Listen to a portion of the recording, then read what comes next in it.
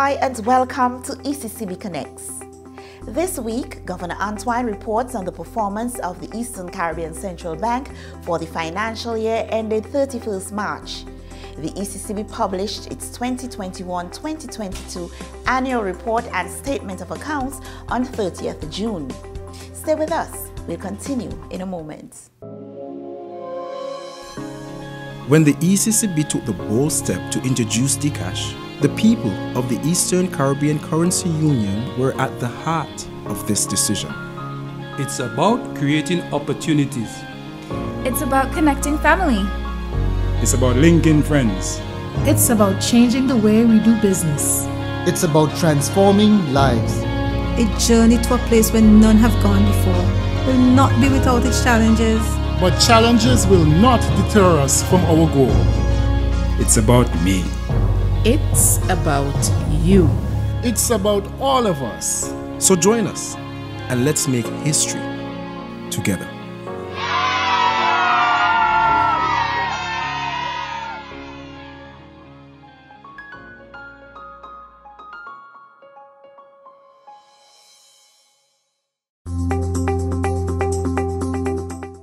Governor, welcome to ECCB Connects. Thank you, Shamilan. It's great to be back.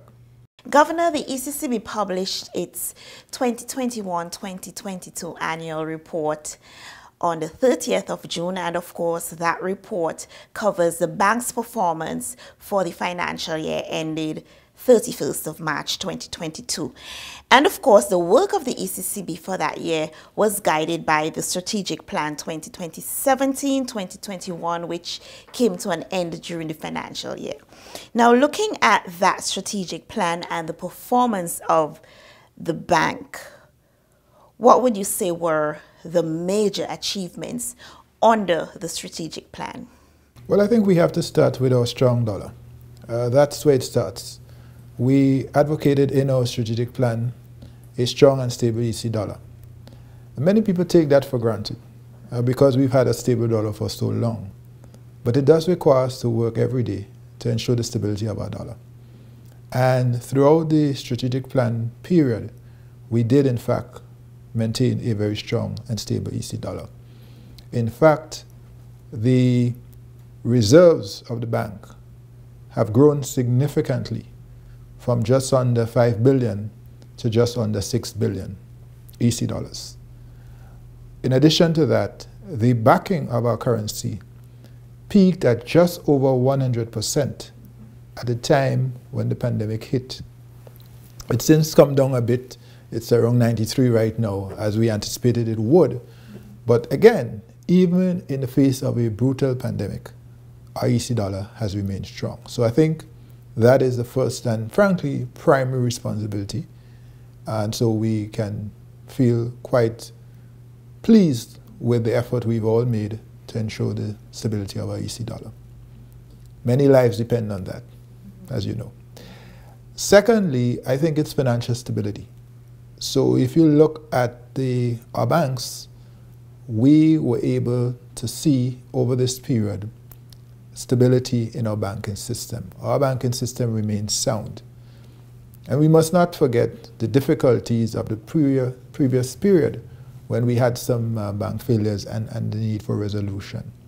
The reality is that our banks have remained very stable. In fact, the capital of our banks have, across the bank, the capital adequacy has improved, and so has liquidity. And I think a testimony to that is, in fact, the reality that throughout the pandemic, no commercial bank in the ECCU came to our central bank for liquidity support. I want to repeat that. No commercial bank approached the central bank for liquidity support in this pandemic. Meaning the banks were adequately financed. Meaning that they went into the pandemic exactly with good, strong capital buffers and liquidity buffers. And they were able to rely on those throughout the difficulties of the last 2 years. That again is testament, frankly, to the stability of our banking system. And I don't think we should overlook the fact as well, during this period, we have in fact had to oversee a transition as the Canadian banks have exited our region. And of course, what we now have is a situation where our indigenous banks dominate our banking landscape, having acquired, in many cases, Canadian operations. So on that score, again, financial stability, I think we can be quite pleased with the way things have gone. I'm not saying I wanted the Canadian banks to exit, but having exited, we had to do what we had to do. And at the end of the day, we have to, as it were, play the hand we dealt, and we have to continue to move forward as a region. I think the third area that stands out for us is innovation. In this planned period, we pursued several innovations. First, polymer. In July 2019, we launched polymer as a currency that would give more durability, safety, and security. Would give a visually impaired, empower a visually impaired. That is a significant one. And while we were not looking for an award, we have been recognized for that. That is significant. And more than that, today, several other central banks in our region are now pursuing polymer. So ECCB sort of led the way for that. We did lead the way. In fact, I just came back from Europe recently, and the currency partner, De La Rue, did make that very point, that because of our pioneering and the success, others saw it fit to pursue. Remember what we did in July 2019, or in 2019, we launched a family of polymer notes. Our entire family of notes is polymer. That was a significant, and we were recognized, have been recognized for that. Second is our digital currency. Again, an innovation we launched in March 2021, in the middle of a pandemic, I might add. Today, we have launched now in all 8 member countries. And the reality is that that innovation, that pilot, has received significant attention around the world. And also, as a result of that, we received an award. We did not set out to receive awards.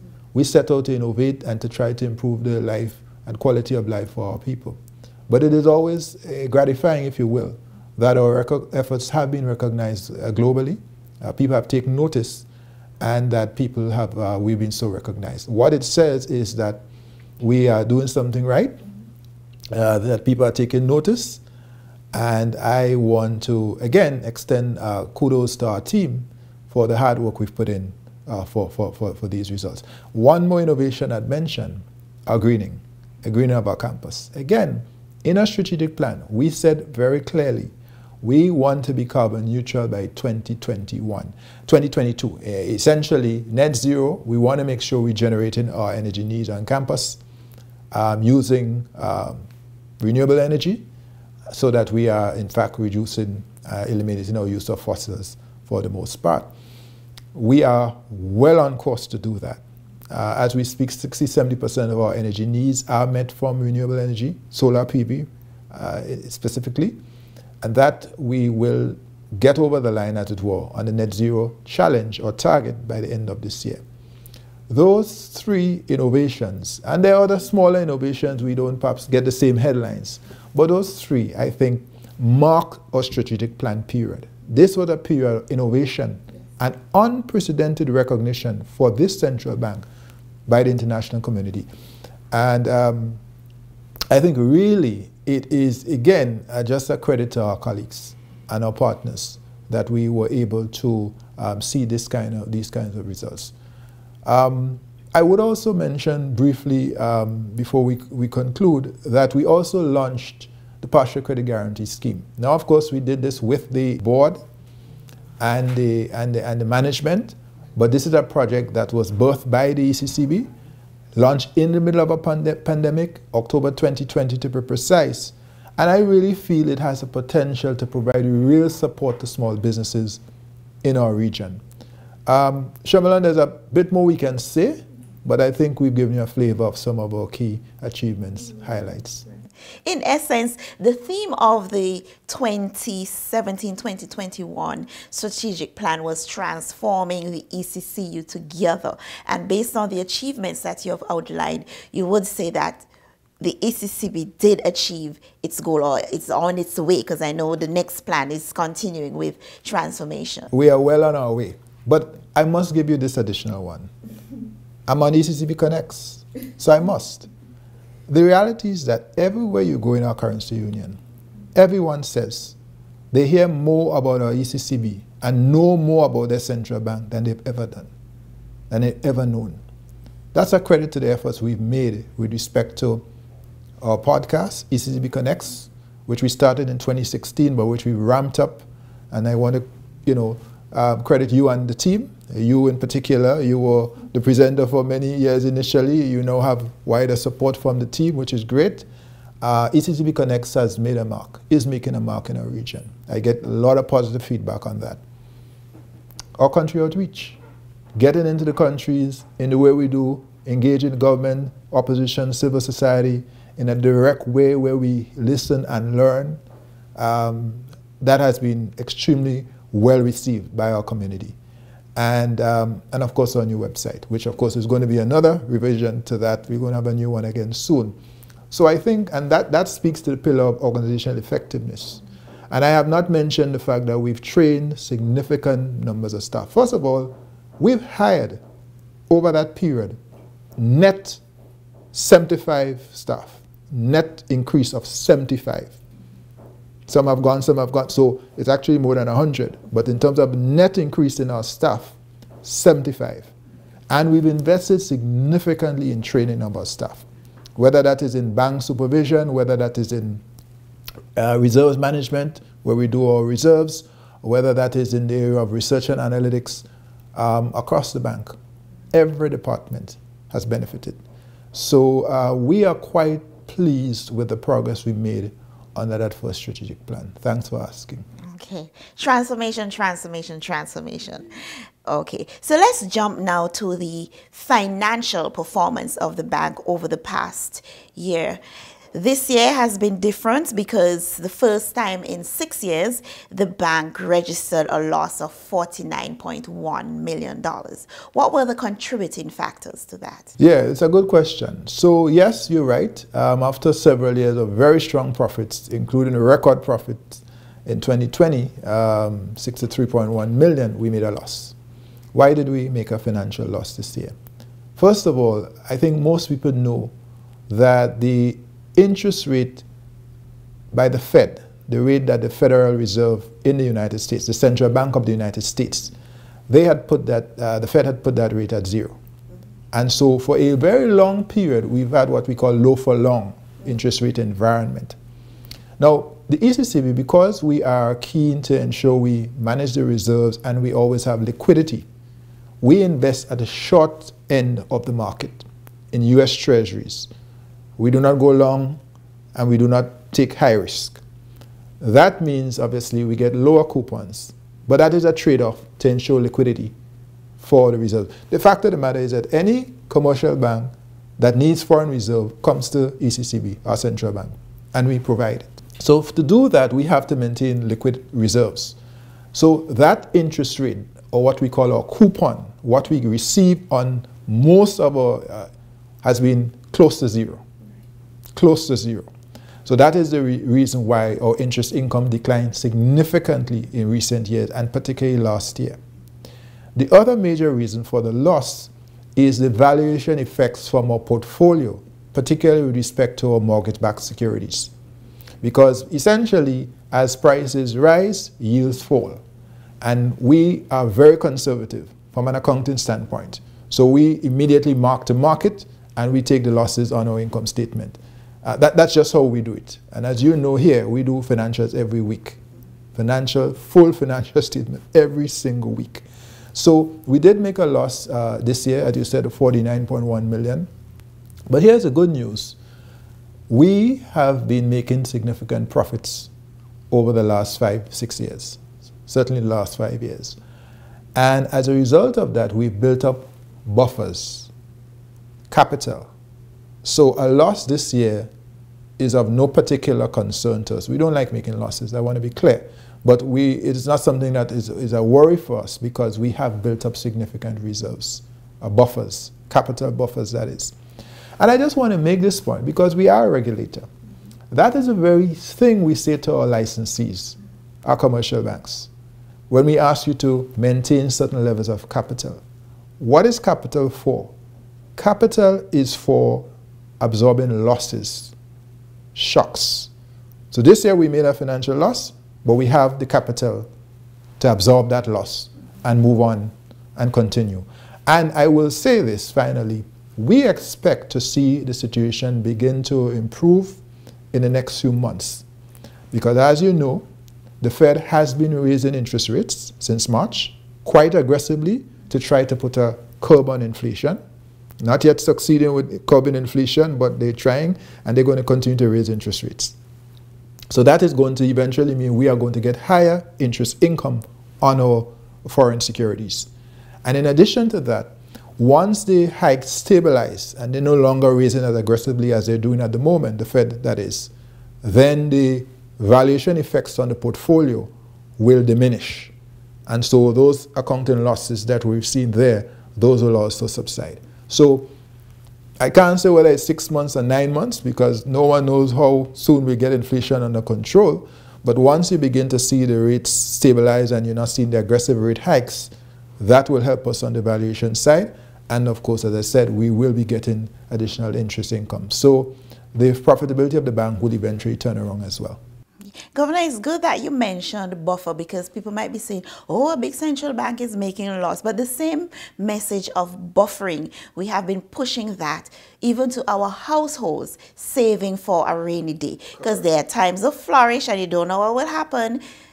Your savings might be depleted, but you have to have something in place to take care of the rough times. Well, I'm so glad you mentioned that, Shamalan, because that's a fundamental principle.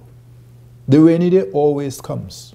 It always comes. And that's why we encourage our governments to have some fiscal buffers. We encourage our households to set aside. Don't spend everything at once. And don't assume that everything will continue as is. Income will always be good or will be increasing. There may be periods, as we have seen in the pandemic, where income has declined. And of course, for financial institutions and our central bank, we have to practice the same principle. We practice what we preach. But I'm glad you made that point because it is so important in terms of resilience to have some buffers. Yes. Now let's look ahead. A new financial year and a new strategic plan is going to be launched. Well, we started working on that. The new strategic plan will take care of the period 2022 to 2026, and the transformation process will continue because the theme is transformation through innovation and collective action. What are some of the key projects under this new plan? There are several very exciting things ahead of us. So one I'd like to start with is the launch of our credit bureau. I mentioned the credit bureau because the credit bureau has two very important objectives. One is for financial stability, that is to say to improve or to reduce credit risk or enhance credit risk credit underwriting, how banks make loans available to borrowers, but very importantly, to give access to borrowers, access to credit to borrowers. You go up and down our currency union and people complain they cannot get access. The bank's not lending money, they have excess liquidity, but they're not lending. Part of the reason for this is because the banks do not have a credit bureau on which it can rely to assess and price risk. If you go to all advanced economies, and even some of our larger countries in the Caribbean, credit bureaus or credit registries exist. And what we know, Shamalan, this is important, everywhere a credit bureau has been launched, credit has increased. Everywhere. Everywhere. So as you think about what we need to do in this period of recovery, coming out of the pandemic, the issue of access to credit for businesses, for households, for governments, is so important. And so the credit bureau is something we will launch later this year. In fact, in July this month, we will do a soft launch to start some public education around this idea and to socialize the concept further. And then we will have the formal launch later on in the year. The second thing that I want to mention is the payments modernization and financial inclusion. There's a payments revolution that is underway in the ECCU and frankly around the world. And we have to make sure in the currency union we're a part of this. I have said before and I reiterate today, the payment system must work for all except illicit actors. Right now, it's working sometimes for illicit actors, and it's not working for legitimate actors like small businesses, women and men, trying to do a trade, do a business, start an idea and move forward. The payment system has to work for everybody. That's why Dcash was launched. That is why we are modernizing the payment system. So that means a new law, payment system and services bill, that allows us to bring fintechs in, that allows us to bring digital payments in, that allows us to provide consumer protection. That's important. The old law doesn't really provide consumer protection. We want to make sure that our people truly are positioned to play, participate in the digital economy. And like I always say, not as merely as consumers, but as producers. So that is going to be a big part of what you're going to see in terms of payments. Not just Dcash. Dcash is an important piece of it, but the legal framework, the regulatory framework, an environment that is conducive to seeing payments really grow. We have to tackle issues like the cost of PayPal. That's a huge issue that we're hearing a lot about in our region. So payments is going to be very important. By the way, on this issue of payments and financial inclusion, we will be launching very shortly Financial Inclusion and Literacy Survey. And that is intended to give us a better sense of what are the needs of our people in terms of access to credit, but not just access to credit, to payments, to insurance, because all of that is part of financial inclusion. And to develop strategies and products to meet those particular needs as identified from that survey. So I want to tell you to look out for the survey, and when it comes to you, participate, because what we're really trying to do is get a better handle of how we can help you, how we can meet your needs, how our central bank can support you to be able to get on with your journey of entrepreneurship and financial inclusion. But before you move on, Governor, just to reiterate, payment modernization is something we really cannot get away from, because globally, as we have seen through the pandemic, everything now is digital, and all these payment systems that are being introduced internationally, we cannot be left behind. We have to keep up with the times. We do. And I hope I think most of us see that. Because I know when we started the journey, there maybe have been some skeptics worried about the digital and what that could mean. But let's face it, where would we be without digital tools and connectivity in this pandemic? Think about what we've done for school, for work, for shopping, for church. Yes. For church. How would we have worship without Zoom? As an example. And so the need for connectivity and digital tools have been made extremely abundantly clear and very apparent in this period. And it is for us to embrace it. Now, having said that, I will be the first to admit that as you move forward with the digital economy, you have to also look at your safeguards. So there's the enablers, like connectivity, like skills, like platforms, but there's also the safeguards, like cybersecurity, like data protection. We have to take care of those things as well.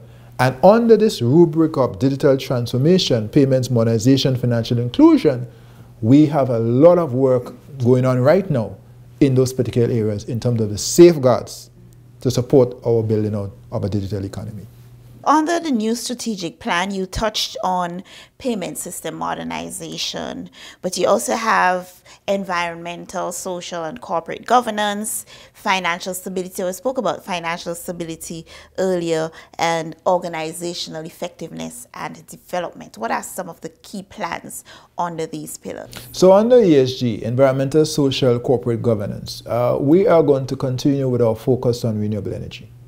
We believe as a region, obviously, we are facing the climate risk, existential risk, as it is with climate change, and we have to lead in terms of our efforts. This is about our survival.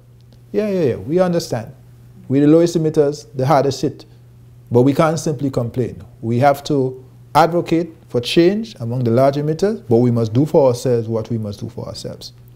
And as a central bank, we recognize the nexus between our energy costs and our foreign reserves. We spend a lot of money on energy. If almost 90% of our energy comes from fossil fuel, we have to change it. That is why right now we are at the mercies of the oil markets. The vagaries of that market, up and down, and right now it's up and high and increasing. We have to protect ourselves from that by investing in renewables. So what we've done on our campus, we want to strongly advocate and are advocating across our member countries. And one of the initiatives that we are strongly pursuing in partnership with the NDC Partnership, World Bank and others is something to a renewable energy and investment infrastructure facility. Essentially, to find ways to generate resources to help our countries make the investment in renewable energy. Make the investment in the policy and legal frameworks. So both the policy and legal frameworks as well as financing, a combination of support to allow us to accelerate the transition of renewable energy. That is certainly an area of focus for us. One other thing that we are looking at, and I mentioned it in Montserrat a few weeks ago, is this issue of water. This issue of water. We are water poor or water scarce countries. And given the climate effects, we're going to have less and less water. And so we have to take steps to conserve water and also to see how we can produce additional new sources of water. On our campus, we are going to take an initiative to recycle more of our water and to take less demands on the water supply by doing some of our own recycling in water, for example. Essentially, what we see for our campus is a center of excellence in sustainability. Renewable energy, we've already proven that. Water. We have to show by virtue of what we do, not just our talk, but our walk, by example, that we are taking steps to mitigate the harsh realities of the climate. Great initiative. So, Governor, as we wrap up, the ECCB started its new financial year on the 1st of April. We're a few months in.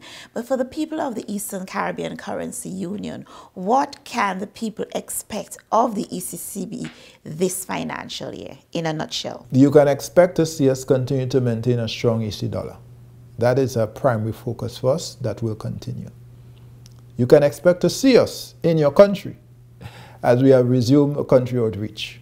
We have recently done Anguilla, Montserrat, we are doing St. Lucia next, and then it will be the turn of St. Vincent and the Grenadines. And we'll tell you more of which country we'll be visiting over the next few months. It's very, very important for us to be able to have that interaction. For 2 years, we did not travel because of COVID, the pandemic. We're now traveling again. You can expect a new website. I know the old one, the current one, is not quite fit for purpose. And as we reach out and serve you, we recognize that. So we are well advanced with our new website, and we will announce when it's going to be launched. But that is very well advanced in terms of production. You can expect to see us engage on several initiatives in the area of data analytics and transformation. You can expect to see us continue to work with and invest in our youth, whether that is in our Bright Sparks program, which is IT interns, or in data analytics challenges, as we did recently, to get our young people to use their skills in data analytics to address real problems, whether it is the climate, whether it's payments. To give 2 quick examples, you can expect to see your central bank. This, of course, Tremblon, is in addition to our core areas of financial stability and currency management and advice to our governments on critical issues. Those things will continue. Perhaps people don't see those things because they're more in the background, but those things will continue. But I just mentioned some of the additional things that people can expect to see, touch, and feel as we move forward in this new year. Okay, in short, transformation, innovation, stability, connection. Correct. You said it well, and I repeat, I end by something I repeat often around here. As a region, we cannot change our history. We cannot change our geography. But together, we can raise our development trajectory through innovation and collective action. And that's precisely what we're going to be doing. Governor, thank you very much. My pleasure. Thank you. And now for this week's financial tip. Arm yourself with a financial parachute by starting an emergency savings account, which is money you will touch only in the event of a job loss or crisis. We've come to the end of this week's episode of ECCB Connects. We thank you for watching and invite you to join us again next week when we'll be back with another program.